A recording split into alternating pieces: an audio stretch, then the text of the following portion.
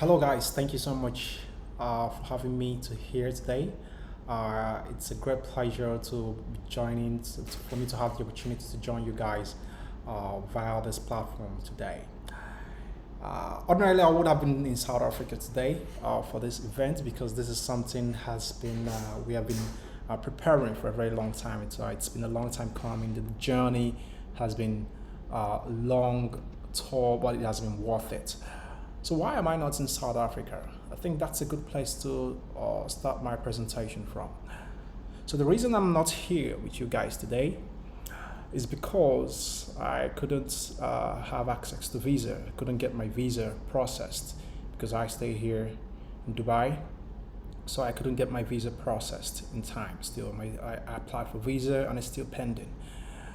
But the reason for that is because if I had maybe my reality would have been different if I had a different passport, maybe the US passport or a German passport or a Cyprian passport. Because if I had any of those passports, I wouldn't need visa to travel from where I am.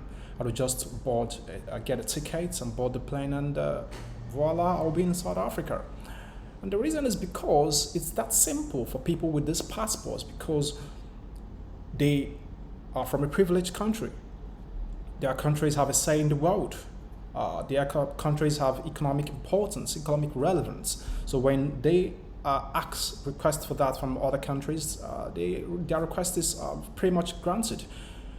But this appears to be a counter-truth, or some kind of a counter-intuitive to the notion of globalization that we are currently experiencing in our world today.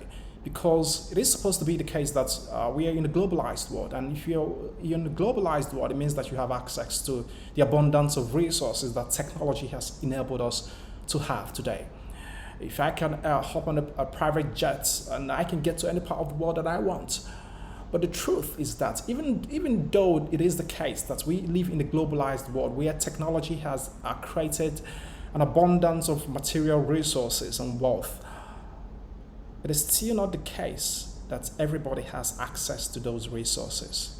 So we might be existing in a world where there is abundance of resources, but there is an artificial scarcity that's been created by the rules that we put in place, by the wrong policies that we put in place, and by the restrictions that we put in place. And it's upon this backdrop that I'm going to base my presentation today.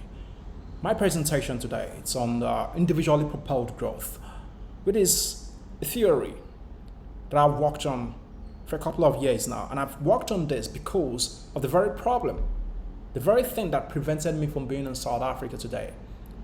Because some people have access to some resources and while others don't. Because whilst we have an abundance of resources in the world, it's not everyone that has access to those resources. And because of that, our society, our communities, our worlds today is still suffering. We have godlike technologies, but we are still behaving like the apes. And with this, we cannot venture into the fourth industrial revolution, because it's the world that needs to have this abundance and also equal access to these resources. So how do we do that? So here we are in a world of abundance, but a limited access to resources. With godlike technologies, but unable to get ourselves to do the very simplest things, to get ourselves together to fight a common purpose, and to go for a common mission, to solve aging, to solve cancer, to tackle coronavirus. The very simplest things that we are supposed to do, we are unable to do that, even though we have access to godlike technologies. So what's the solution? I think the problem is because we are operating on an old socio-economic model of development and progress, of organizing our society. We are operating on an old model in a new world. So this is the same thing that the likes of Ray Kurzweil has laid claim to, that even though our technology is accelerating at an exponential rate, we are still being bogged down by a linear mindset. And I think that linear mindset, it cuts across not only from the way we view the technological progress that we're witnessing, but it also cuts across from the way, it also affects the way that we approach our policies and the way that we organize ourselves in our world, the way we do business with each other, and pretty much every other thing. So I don't know if government officials are currently listening to this, but I hope that they are present, and and I also hope that all interested parties and stakeholders would hear this message, because I think this is a crucial message that will take us to where we're going as we venture into the fourth industrial revolution. So my topic today is about individually propelled growth, and why do I call it individually propelled growth?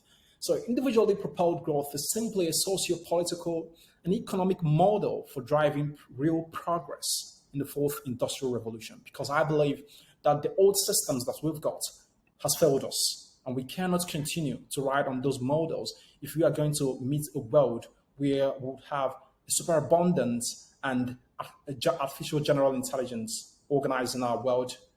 If we are going to exist in that world, we will need a different socio-economic model for driving progress in our world.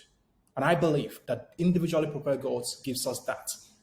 So the definition of individually propelled growth is a theory for the 21st century for upending technology, a theory for driving growth in a world that is witnessing upending technologies. It believes that socio-economic, at its foundation, the theory believes that socio-economic progress and the socio-economic process is chiefly driven by the needs of individuals within a decentralized open source system. You see, it's very important for us to understand that if you look at our society, the model of our world, you understand that economies are built on the needs of human individuals. The needs of individuals. That's what economies are essentially built on top of. And needs are caused by frictions that we witness in our activities of our daily living. As we interact with each other, we witness frictions in our lives. And those frictions, they cause pain points, they become pain points. And those pain points are based on the suffering of individuals within the society. It is not nations that grow economies. It is individuals based on their needs. So an individual that is witnessing a pain, in the same way that I'm being pained, I'm suffering from the pain of the experience, watching you guys enjoying in South Africa, partying, having time together, engaging in this intellectual bromance, and I'm not able to be there. The only thing that is allowing me to do this is via digitally, is the technology, the tools that we have. And we're going to touch a bit more about how our tools are enabling us and how we can leverage on this to overcome the problems that we're witnessing today. So this is how I'm able to connect with you guys. But if I am able, it is the pain that I'm witnessing as an individual that is going to spur me to want to solve the very reason that prevented me from being able to travel, to develop a technology, to develop an idea, to develop a philosophy that would drive progress. And I believe that this is what actually drives societies and communities. It is based on the pain and suffering and needs of individuals that societies grow. So the nation states, the governments, big companies have appropriated so much power that they neglect the pain of individuals. And that is why we witness that there is so much pain in our world, even though there is so much abundance. So any nation or company that does this risks collapse. If we continue to ride on this model that ignore individual pains and seek for fantasies, for national or fantasies, if we continue to do that, we do that at our own peril, because we're heading into a world that model, the old model, cannot really sustain. So there is a revolution that is coming. It's happening. And it's one that is based on the individual. Individual is at the center of this revolution. It's a new economic model. It is a revolution that brings a new economic model in place, a new economic theory and model in place.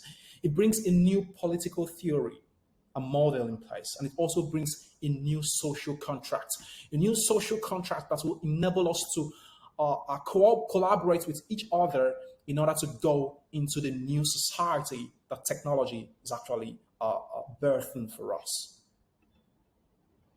So we've established that the problems of a society are solved based on the ability to set up a system, the ability to identify individual needs, individual pain points, and the ability to solve those problems. That is where innovation drives. That's where innovation actually begins. And that's how problems are solved.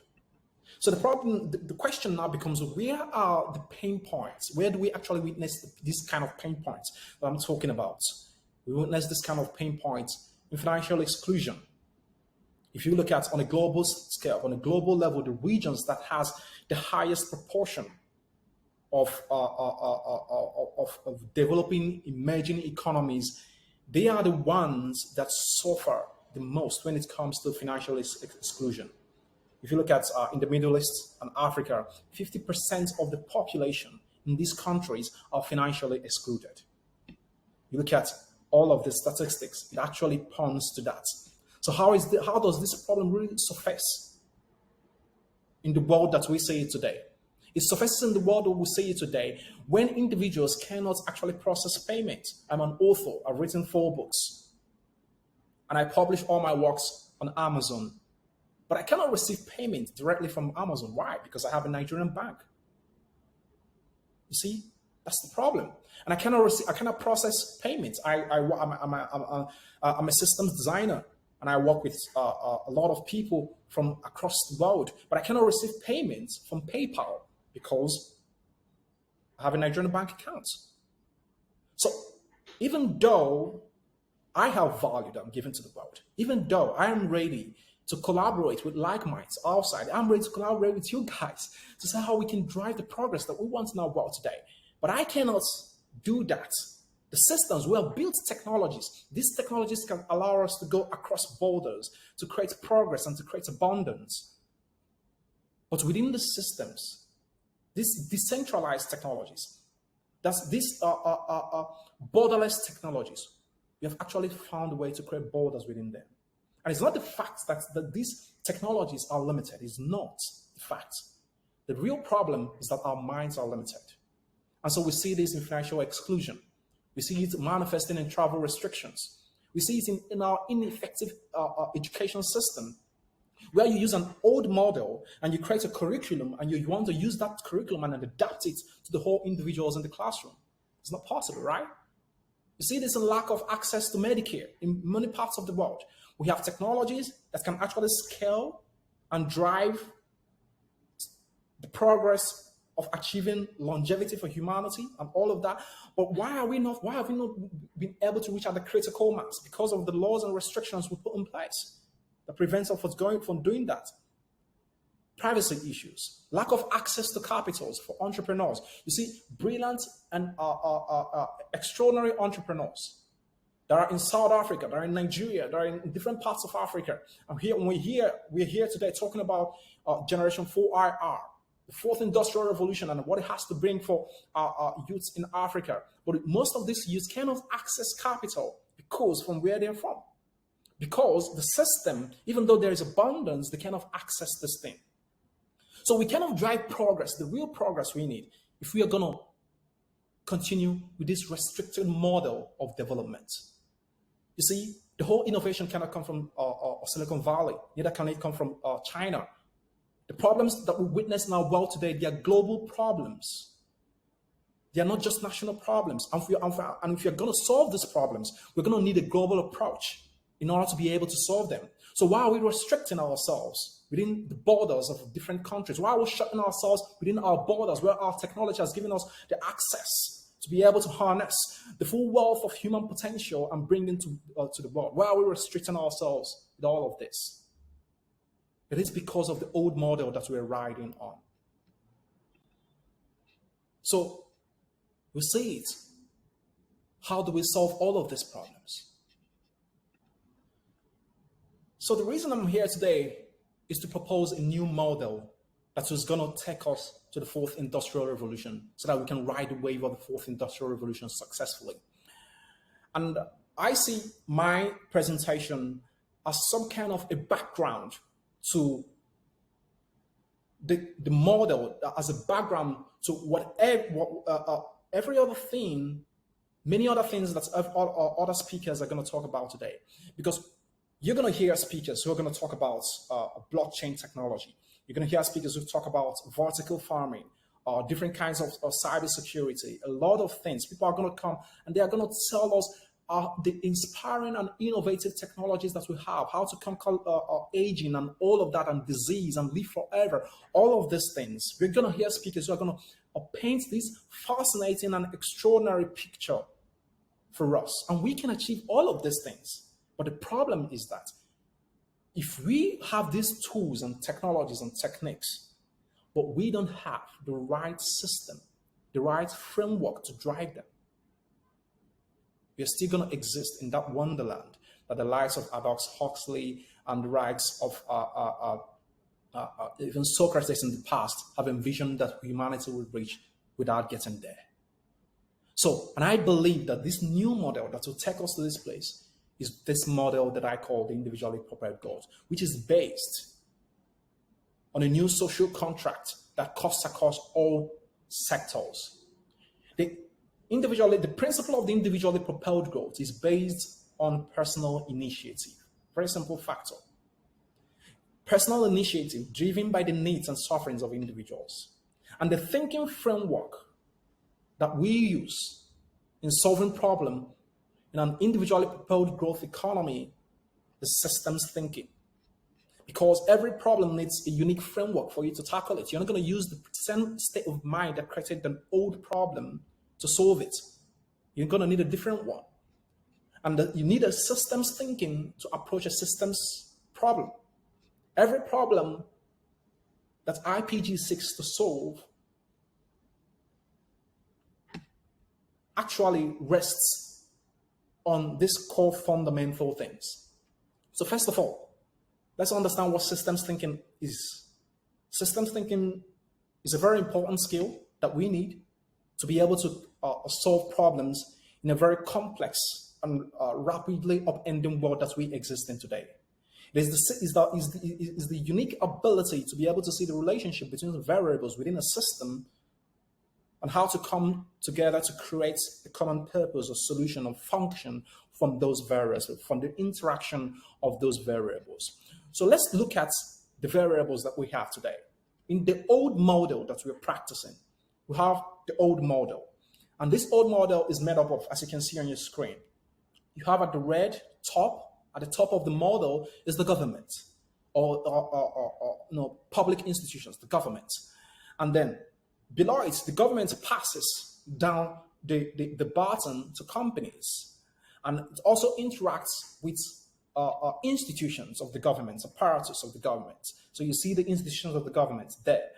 And then finally, before the whole thing now breaks down and then comes down to the individual. So the individual is at the bottom of this socio-economic and political model of our world, our society. So this current old model is based on this architecture, this framework. And you see it manifested in everything that we do. In economic policies, the government makes policies, it hands the policies down, and companies and institutions have to implement it. And who suffers the brunt of these policies, whether they are good or not? The individual. You see it in education system. So we create an education curriculum for the whole students, irrespective of the skills and the unique peculiarities of individuals. We'll have to create a model, and then we'll have to shove it down their throat, irrespective of what they actually need. It's an old model system. So you see it happens in every place. Even in our companies, these systems is also obtainable. So, but what individually propelled growth actually goes for is a new model. And this new model is one that is based on driving progress is one that is based on driving progress through a decentralized approach.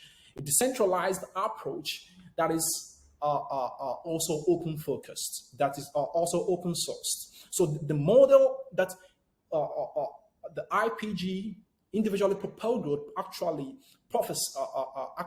propagates is a model that is based on two principles: decentralization and open source systems thinking.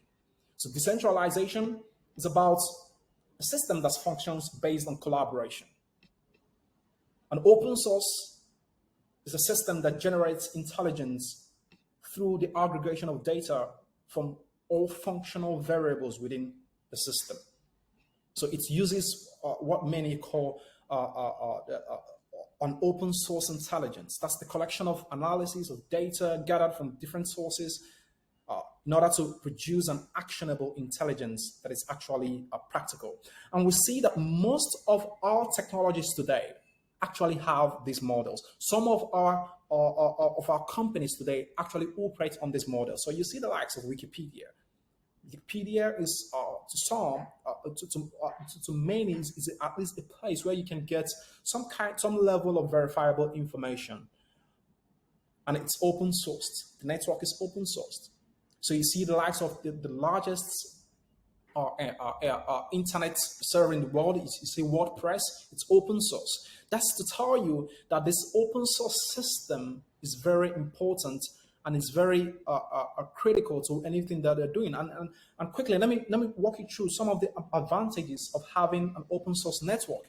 It is designed to cater to the needs of the individual, because the theory of the individually propelled growth believes that progress is driven by the success, by understanding the pain of the individual. So for the individual to be able to leverage their pain and use it to convert it to value and give to the society, the individual has to have a system. He has to exist within a system that allows for him to contribute equally. And he cannot do that when there's restrictions, when you're operating on the old top-down model of the old economy. You need a decentralized system, a decentralized approach where the individual that is open source, where the individual can effortlessly contribute. So it caters to the need of the individual, and it's designed to be innovative. That's another advantage of open source networks. It's designed to be innovative. It allows for insights and generation and implementation, very fast implementation. It drives productivity.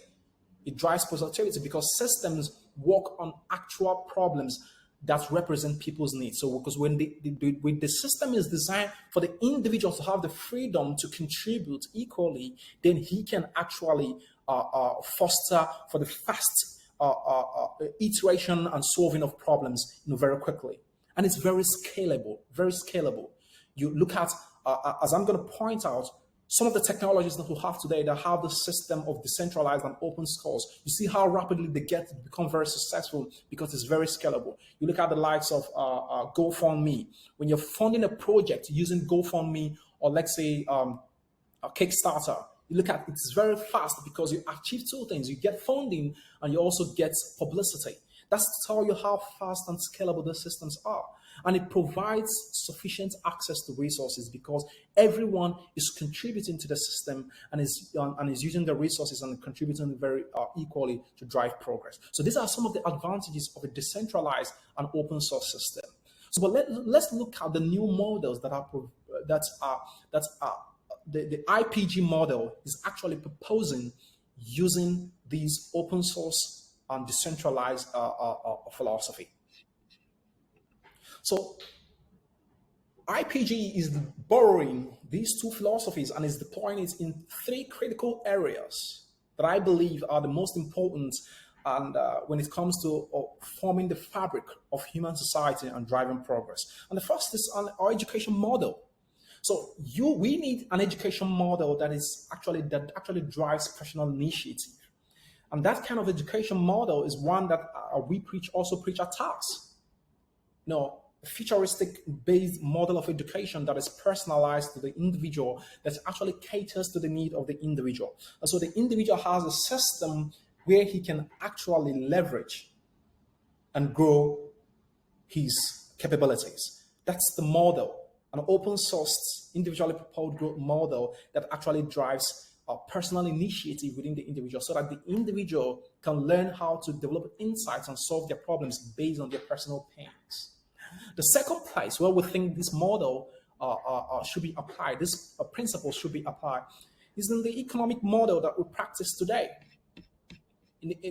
When we apply the open source system in the economic model, you see that it actually drives rapid growth. Like I showed you in the examples of WordPress and Wikipedia and many other open source technologies and softwares out there, you can see how rapidly these things can scale. It can help them to grow very fast. An open source economy is defined simply as an economy in which the development of goods and services happens via collaboration between enterprises, organizations in a global level. So in other words, it's an economy that is beyond the scarcity thinking. It goes beyond that. It doesn't think, it's not based on the Adam Smith's model that believes that resources are scarce. It actually believes that through collaboration, we can rally around and contribute and build something much greater. So it's based on a philosophy of abundance, which actually represents the reality that exists in our world today. We exist in a world of abundance. So it is predicated on transcending the scarcity mindset, which is an internal psychological evolution that human beings have developed. And this is very, very, very important for us to drive progress. So the third place where we believe that this theory of individual propelled growth actually borrows the principles of decentralization and open source, and we should apply, and it should be applied is in the political model that we practice today. And this is where it's going to get a little bit controversial, because for some, we believe that a democracy is the best form of government that we have evolved so far. Yes, it is true to some extent that democracy has actually gave us the success that we have today. But democracy, like many of these systems, many of these models that we operate in our education and our economic systems, which is capitalism, all of that, capitalism and democracy were developed to run the first, second, and third industrial revolution. But I don't think that they don't have the systems, as we can see in how they are affecting our structures and our systems today. They don't have the robust architecture, the robust mechanism to drive real growth and progress in the fourth industrial revolution. They are not scalable when it comes to driving, matching the pace of technological progress that we're witnessing in the fourth industrial revolution. Because if you look at the old model, democracy, I see it as a semi-decentralized system. It is not a fully decentralized system. It's a semi-decentralized system. And so the one that we're proposing when it comes to the political model that we're proposing, it's more like it's an open source governance. So that samples and generates policies based on the needs of individual. Here, the leader is not the government. It is the individual that is the government, the people. And they are the leaders of the government by implementation, to try to implement policies by actually leveraging technology. That's how we do it. So if you look at what is on your screen, you will see that this model, instead of the top-down bottom, the top-bottom model, the top-to-bottom model that democracy and many other systems of government that we have today operates in, it actually works in a more decentralized way. It actually works in a more decentralized way. And here, every individual within the network of the society actually contributes to the government. So how is it done? It might sound similar to democracy, but it's not that. So how is it done? For example, a government that is enforced by an AI system, which has minimal human involvement. We are the people who determine the policies and the rules by voting its action. So they determine how the government will act. This government is an AI system, most probably an artificial general intelligence system, or even not, but an AI system that has minimal human involvement in it. And the people, just like programmers, would contribute to a common source software by writing programs to implement, to improve the algorithm. We as individuals within the society, we will vote on the system. And this is not going out on a specific election day to vote. No, you vote based on the problems that you're witnessing. If you don't have water running in your house, you can just send a query to the system. I don't have water running in my house. If your neighbor is witnessing the same problem, they send a query to the system, I'm witnessing the same problem. If there is a security issue within your neighborhood, you vote to query to the system. So it's the government is an AI system, and individuals send queries to it. And based on the query that individuals are sending, those queries are instructions on how the system should be designed. So they are actually, this government system is being designed by the needs of the individuals. And you look at this model, you find that it's pretty awesome for me, I think, because in the old model that we operate in, when it comes to democracy, we have a specific date for us to go and vote. So let's say you're witnessing a problem, and the current administration is not taking care of the issue of, let's say, power in your area, and the power is a nagging issue.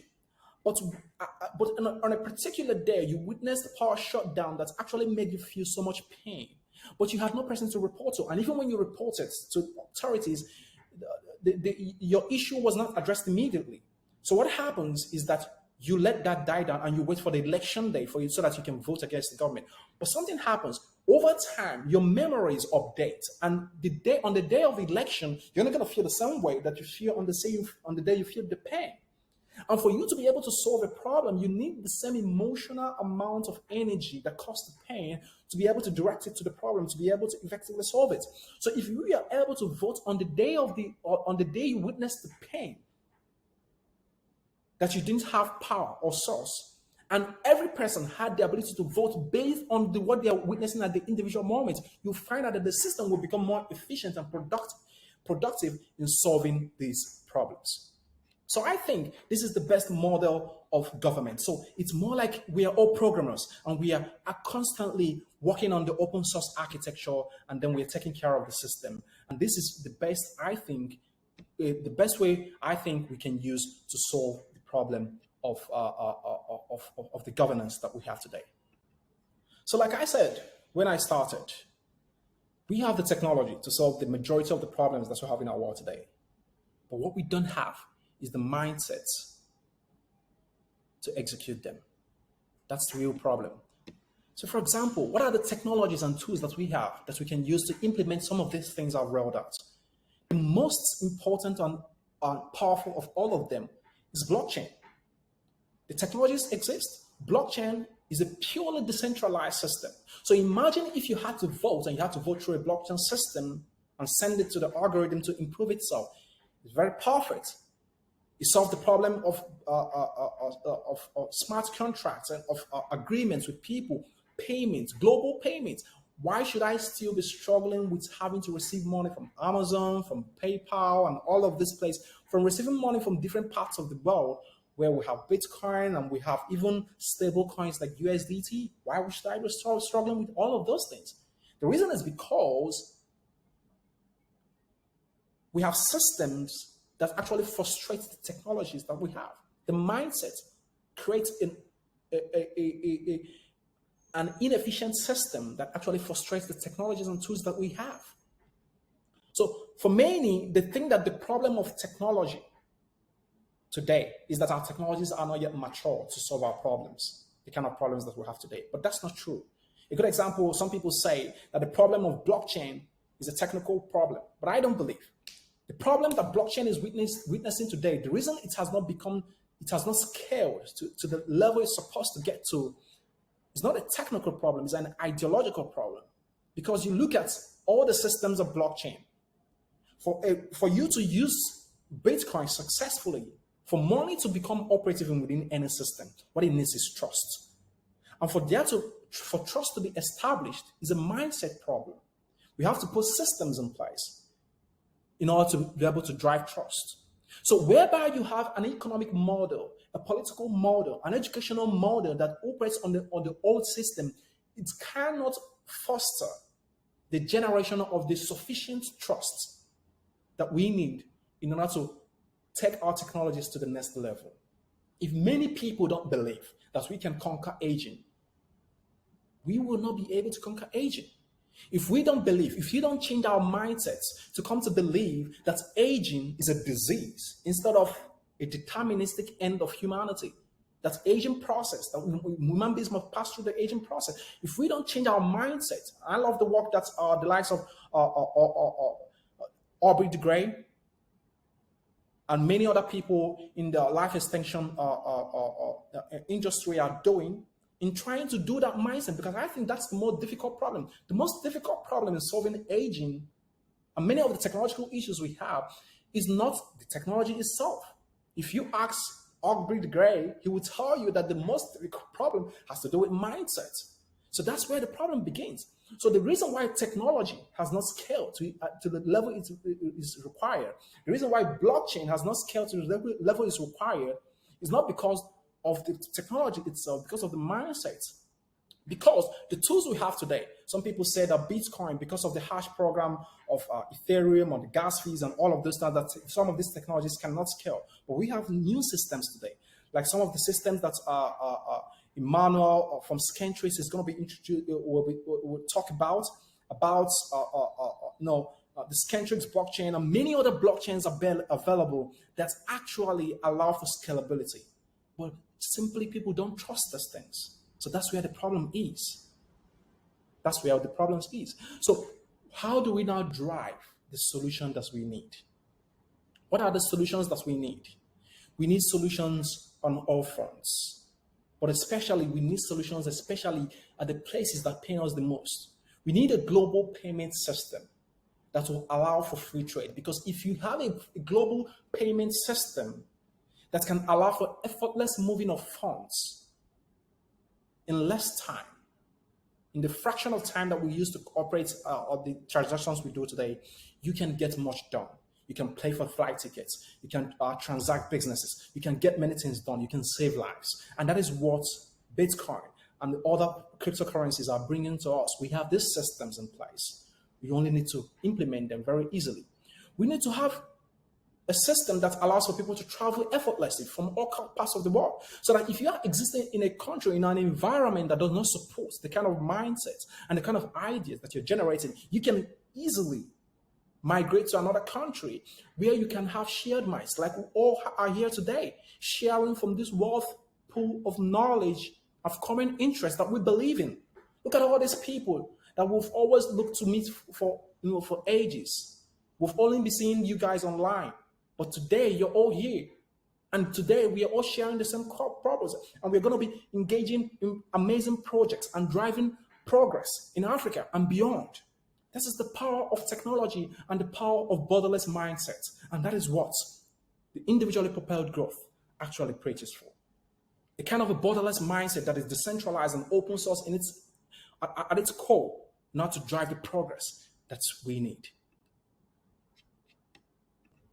So I'm going to conclude my presentation today by saying it is good to talk about these things, but it's also important to ask the important questions. What am I doing today? What are you doing? What am I doing in order to see that we drive this progress that we actually need? So on my own end, here's what I'm doing. Apart from reading out these theories, apart from being able to think on this problem for over 5 years now, apart from writing these books and putting out these theories, I'm also a systems designer. And as a systems designer, what I do is to help companies and organizations to try to design a decentralized and open system that will allow for them to scale their works and to achieve the progress and the need and to be able to move fast and achieve the progress that they need. That is the work I'm doing. And that is how I'm trying to see how I can contribute in solving this problem. So I'm involved with TAPS. I'm the COO at TAPS. And we are constantly thinking of how we can open the gateways in and out of Africa in order to drive the progress that we need. And that is why you are here today, listening to this, because of the effort we're putting so far. It's not been easy, but it's been worth it. I'm also involved with Scantrace, an extraordinary smart system solutions company that works on building smart cities across the world, building safe havens for creators and innovators to come from different parts of the world to collaborate and to build solutions to the common problems that we have today. So I believe that if we can come together and continue to work towards these problems, we can achieve the success that we need. I'm going to end by saying that democracy and capitalism are the first forms of the semi-decentralized systems we invented as humans. But they helped us to get to where we are today. But to get to where we're going, to what the fourth industrial revolution promises us, we need a more robust system that works and scales rapidly. And artificial general intelligence is coming. And if we don't do it, it might take over and we might not like what will happen in the end. So thank you so much for the opportunity to present this virtually. It's been a great pleasure, and I look forward to the success, the collaborations that will be coming from this great summit. Thank you so much.